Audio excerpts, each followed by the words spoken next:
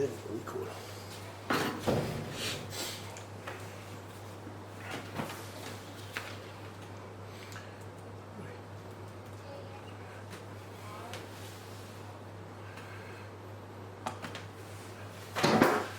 Ooh.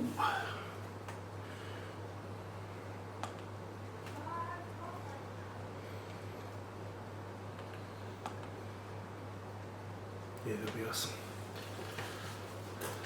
Introduce? We'll just straight into it. Hey, what's up, guys? It's Tyler here, and I'm with. Oh, sorry. It's Julius here, Julius Caressa. Friends call me Jules, Coach Jules.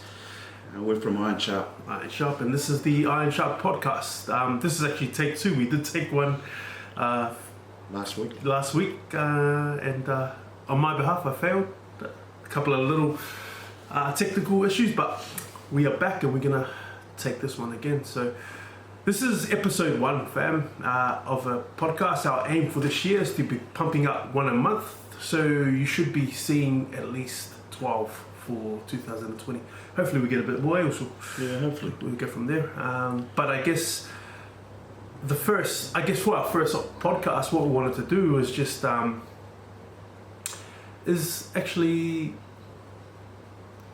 just share why.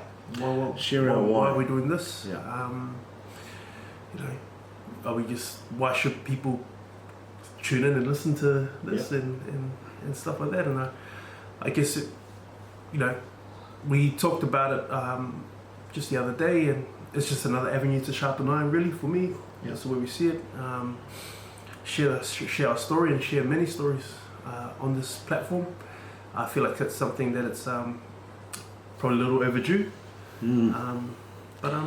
Yeah. It's a little overdue. Tyler and I are really shy people.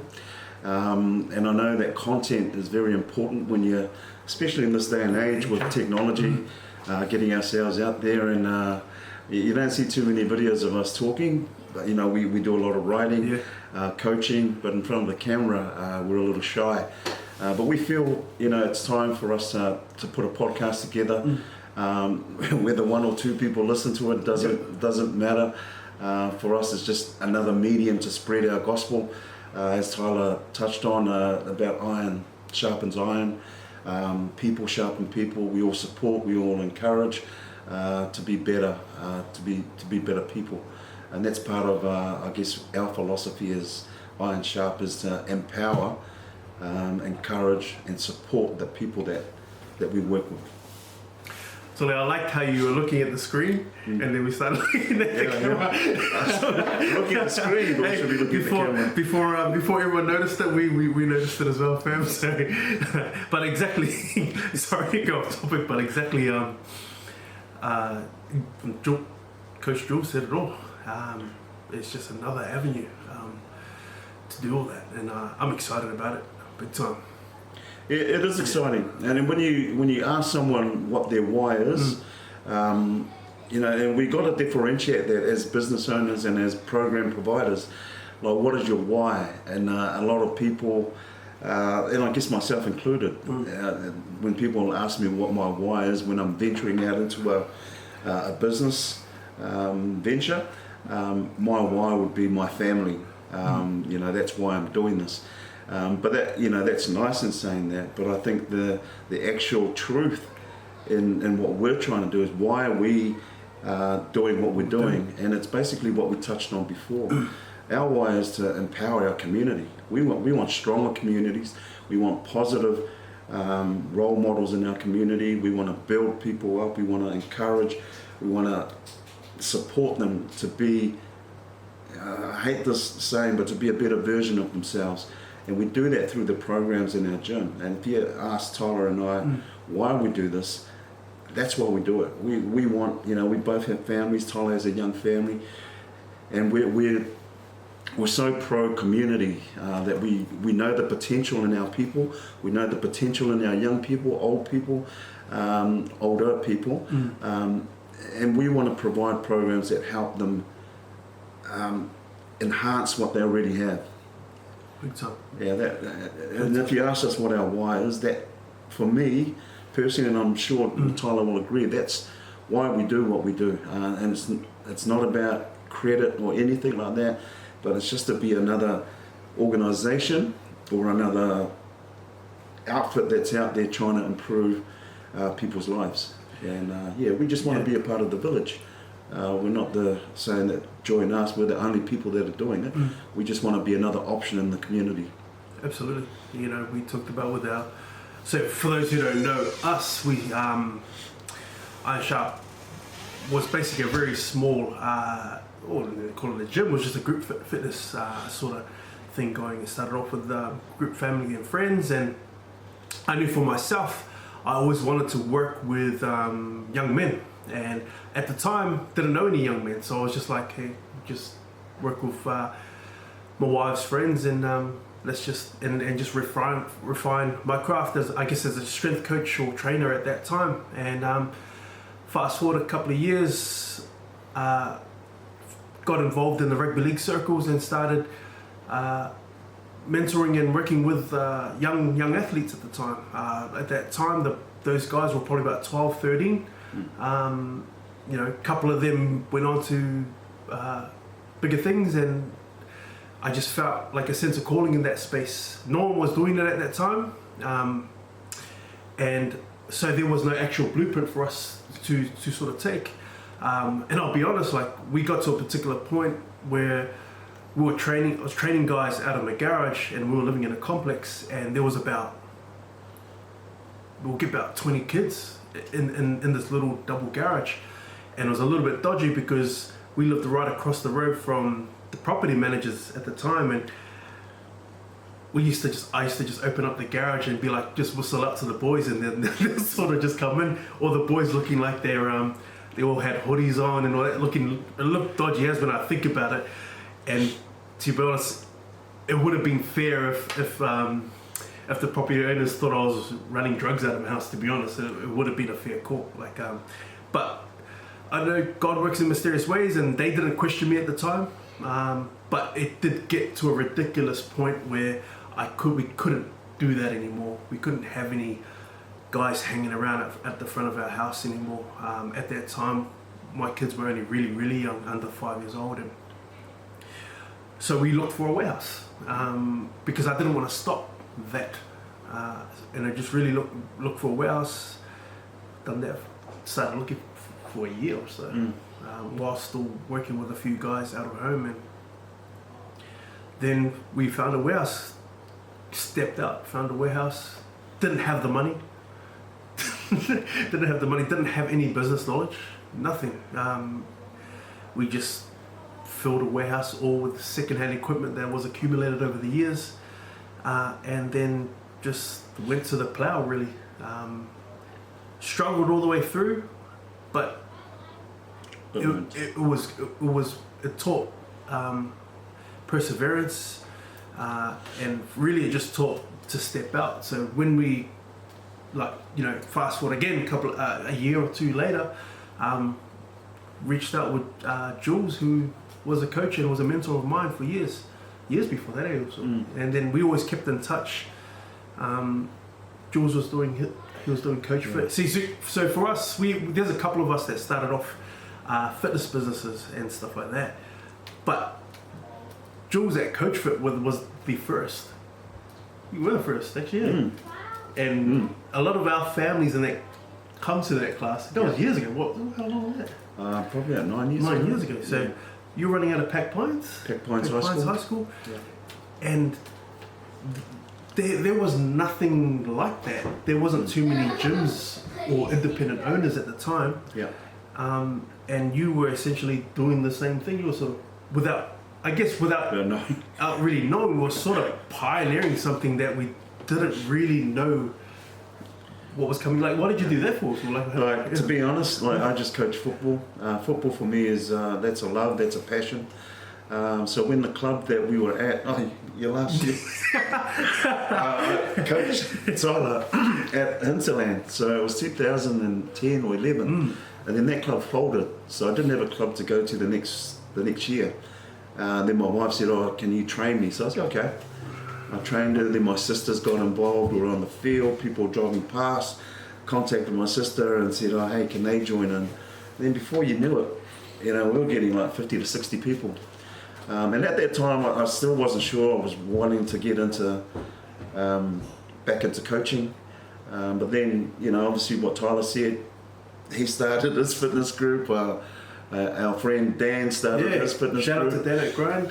It's Dan at Grind, and it was awesome. It was, but at that stage, I really didn't know where that was going. I had no vision for that to get any bigger.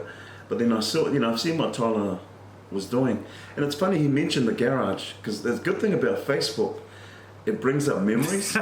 And Tyler, I think it was about 6 years ago, Tyler put out a call to Facebook and said, look, I'm looking to train some young people. If anyone's out there that have young sons that are keen to do extra training, he'll be doing it in the garage. And essentially that's where our champion project, which we are running now, that's where it was born. That was the birth of it. And so we've been doing that for 6 years now. And each year it's improved, and it's gone really well. So the reason why I joined up with Tyler, I love the concept. Obviously, I love the guy as well. We work really well together. We have the same heart. But I can see with Ironsharp, just the whole philosophy behind it. Iron sharpens iron. For me, that's such a great message that we can improve people's lives. I've always been a dreamer and wanting to change the world growing up. But you think, how can you do that? At a wider scale. Yes. And what you do is you really step back, because we can change the world from our own circle, and there is a ripple effect. And what we're doing at Ironsharp is one way of changing that. We talked about that earlier. So I jumped on board with Tyler probably about 3 years ago. But I went back to coach football, so my part of the business stagnated. But I gave up coaching the end of last year because this guy was doing all the work.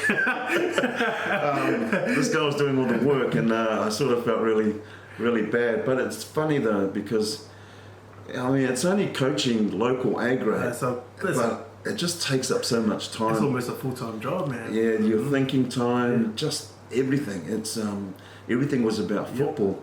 So when I decided to leave coaching, it's just amazing how.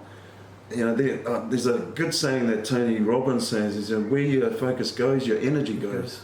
So once I changed my focus to the business, the energy has been in there, and just in the last 6 months, man, we've just, kicking goals, things have just, seeing opportunities more, and it's just been great. And I think that's a lesson, for anyone out there,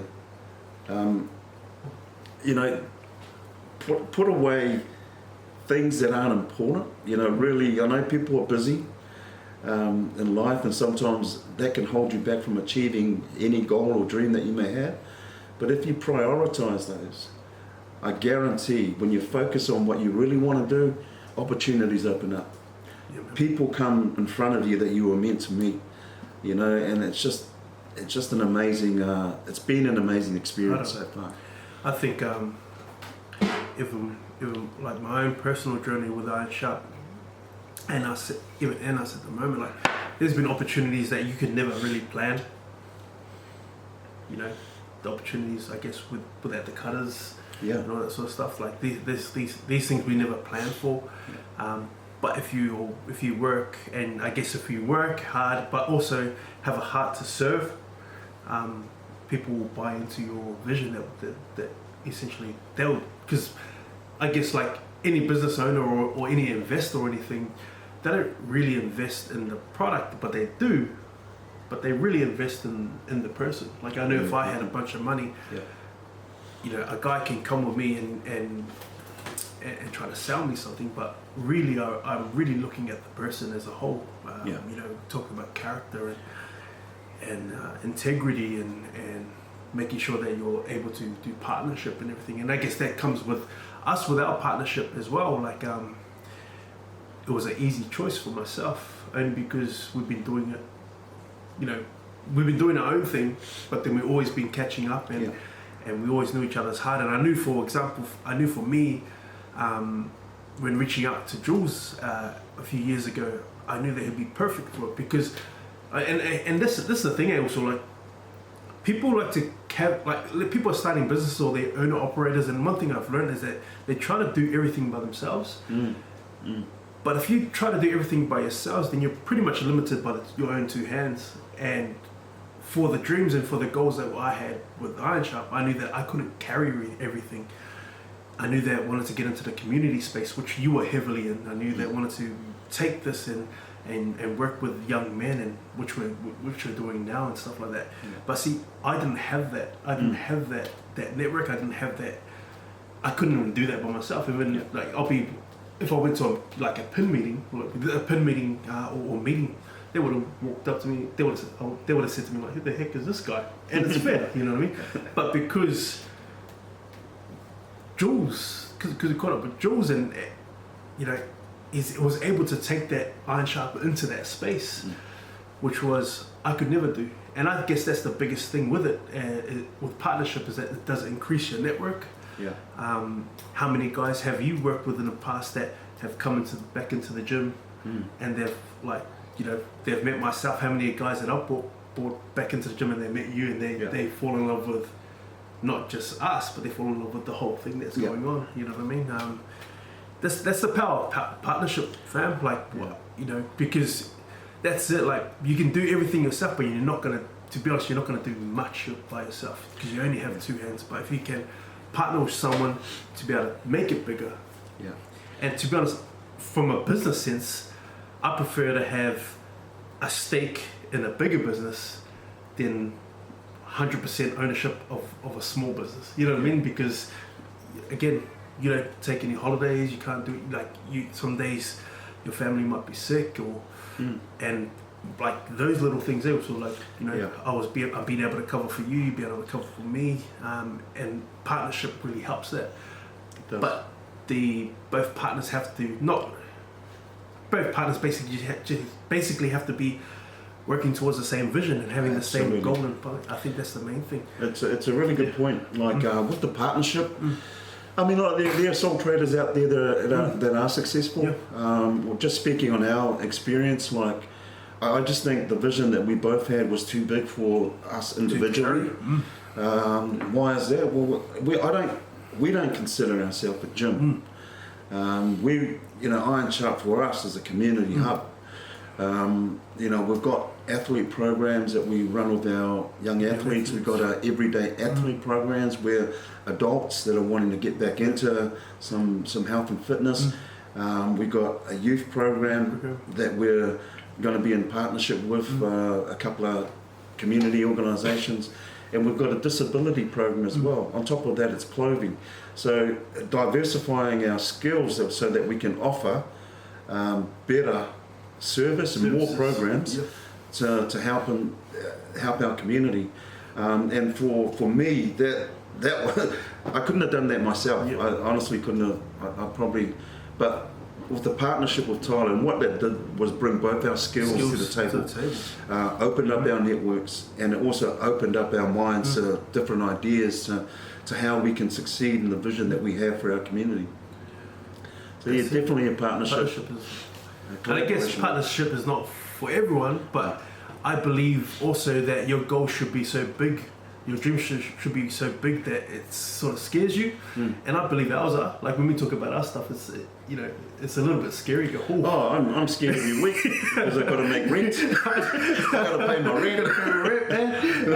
And it's sort of sense of scary, but at the same place, it's like a refiner's fire, man. Like that's where I like living there, because it pushes you to like, it makes you stretch and pushes you to the limits, and I wouldn't have found things like, for example, designing the clothes and that and all that sort of stuff if I just boxed myself into being a strength coach and that's it.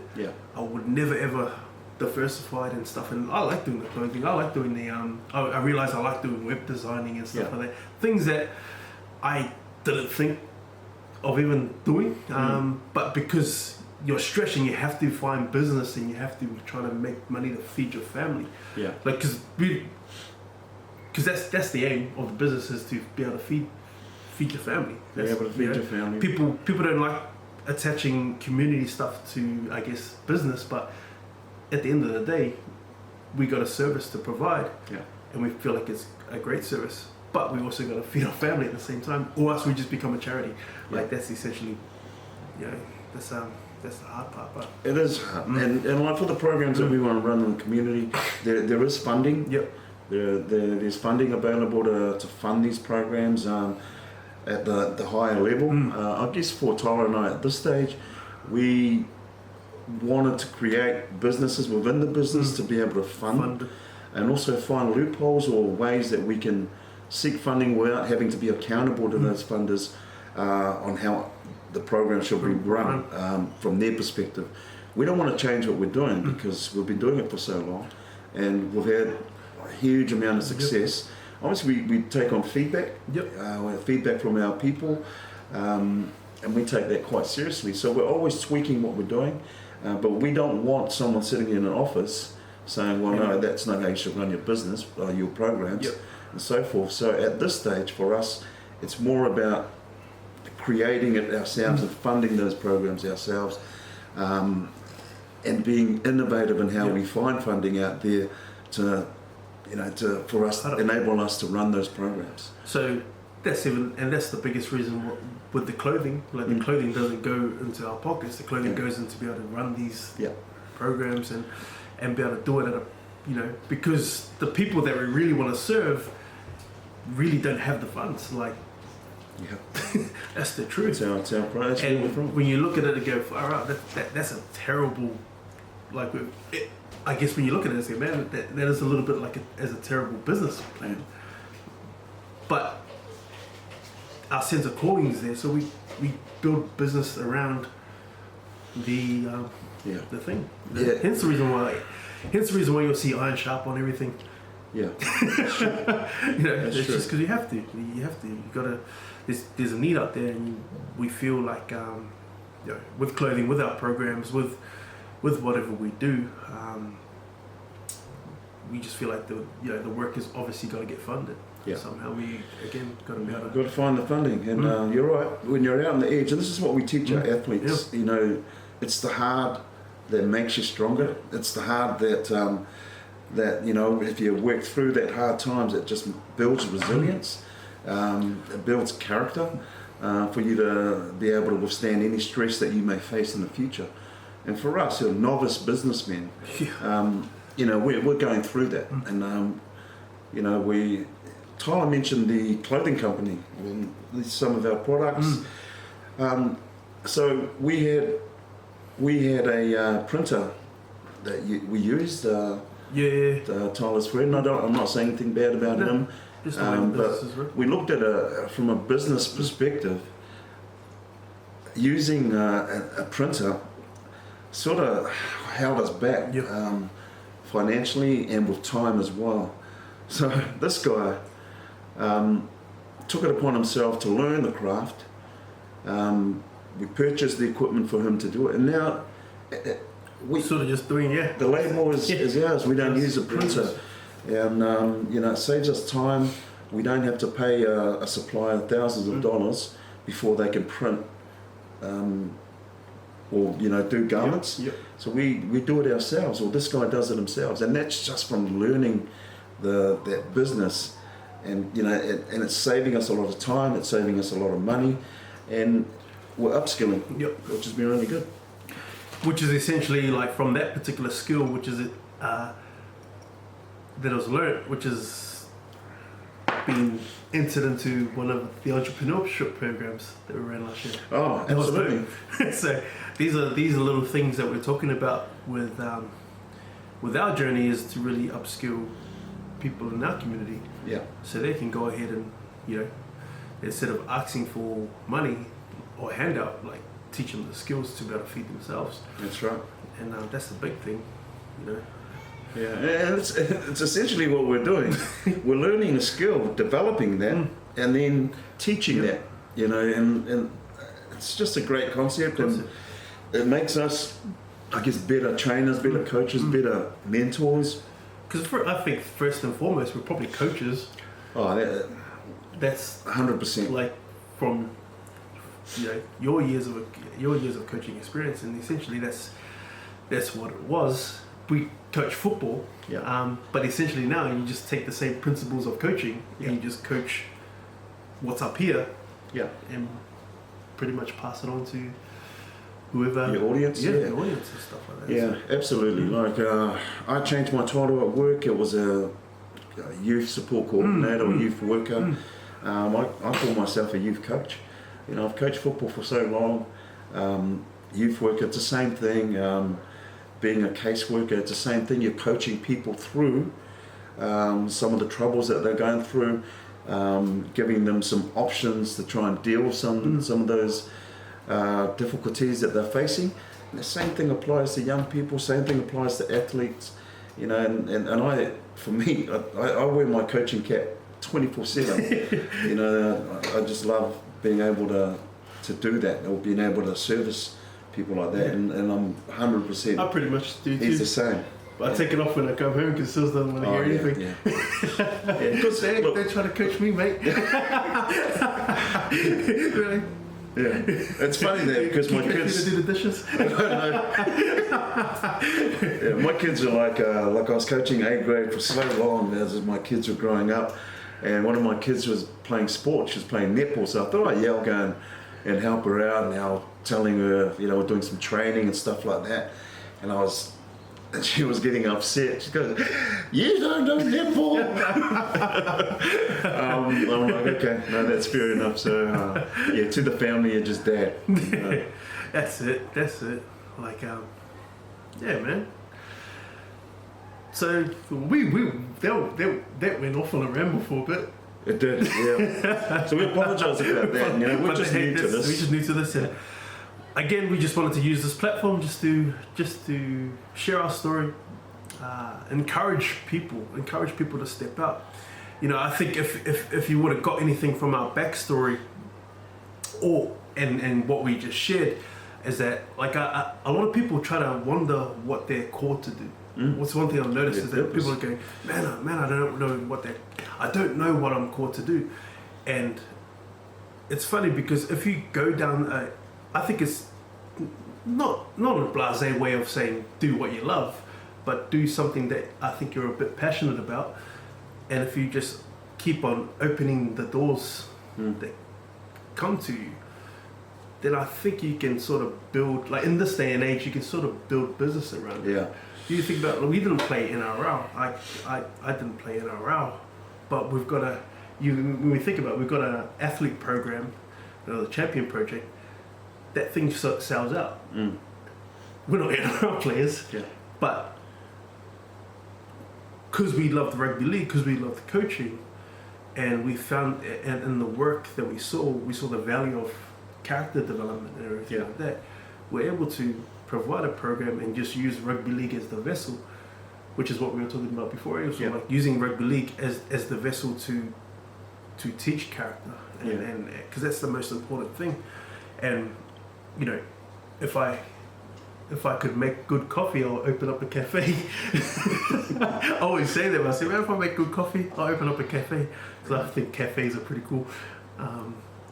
But I guess finding what you're passionate about, or if you don't know what you're called to do, sometimes I think a lot of times is pretty much sitting in front of you. Oh man, I agree with that wholeheartedly. And it may not be, but sometimes we get in the in the mindset of boxing everything. So if we look at back when started the business, we could have boxed ourselves into just being trainers. Yeah. And then we could have just went down to a local gym and started working as trainers. Yeah. I'll be honest with you, I like training, and I like training the boys, and I like working with guys, but it's not something that I could do all day, every day. Yeah. Even though I enjoy it and I love it, but I can't. It's not enough for me.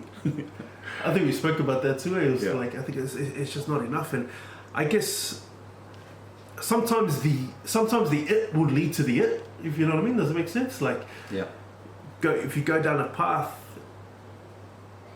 and let that unfold. But we got to. Yeah. We just have to put it on to. That's all good. You can think it out, eh? Yeah, I can edit, cut and paste, chop that up. Hey, I just wanted to, because that's a good point. Because sometimes you go through life thinking, "What is your purpose?" And for the last 20 years, I've gone through that. What am I supposed to do? What?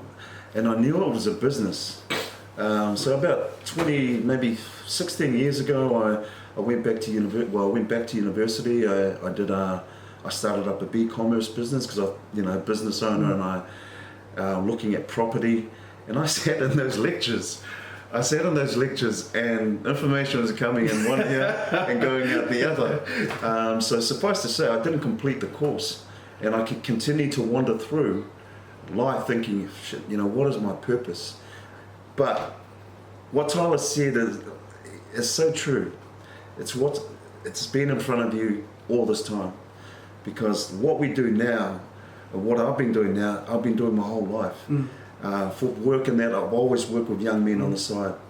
I partnered up with a good friend of mine in Dunedin. We sent a couple of players, or 3 or 4 players, over to Australia just through networking, training them, sending them over to Australia to play in its country league, getting them out. So I was doing that stuff on the side, not knowing that I could make a business of it. And it's not, and it's funny. That's the way life is. I probably wasn't meant to start that business until I met this guy. So have a look at what you're good at.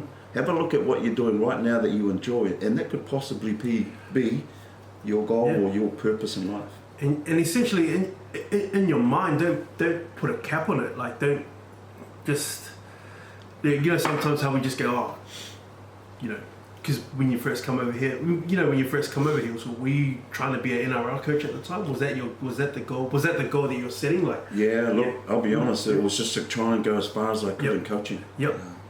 So let's say, from what you know now, from how the story sort of panned out now, would you take an NRL coaching gig, or would you continue doing the business and building a business in what you're doing? I wouldn't take an NRL coaching gig because I know I'm not good enough to be at that level. And even if it's the mounting part. It's been years of discovery, and now I finally found what it is that I should be doing, that I want to do. Oh, that's like myself. Like, I moved here because I wanted to play NRL. That's it. That's the only thing I ever wanted to do. And when I look at it now, I'm like, if they were to give me an option, if I got a contract handed to me today, I'll turn it down. I can tell, hand on my heart, I'll turn it down. I'll be like, nah, because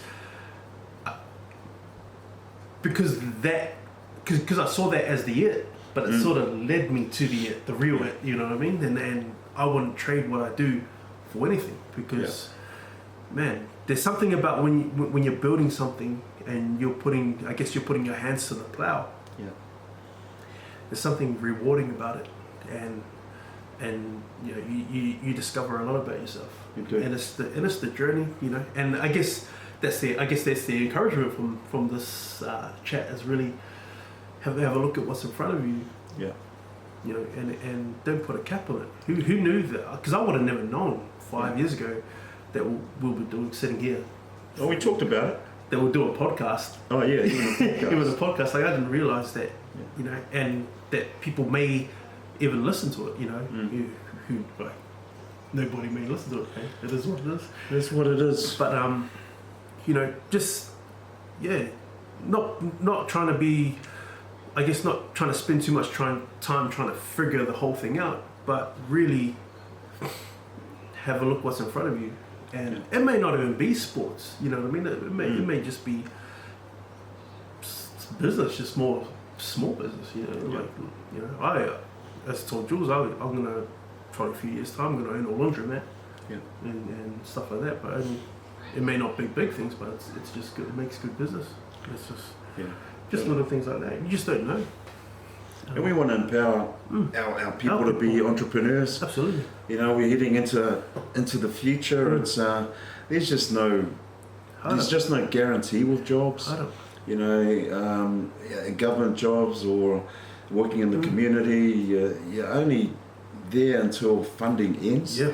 So nothing's guaranteed. So you've got to, you know, put in the same effort that you put into your work, you know, for some that bust their ass, to something that you really enjoy doing. And, you know, building a future like that. Yep. You know, otherwise you just continue to work for the man. You don't have a say in how things are, and like I said, money may not be there to continue on with the role that you're in. So that I remember getting let go from my construction job. I felt like I was working hard, and just got a call on one day and just said no work. And at the time had just the one daughter, but was only like 23 or something years old. And I was thinking in my head, I was going, well, fuck, what do I do now?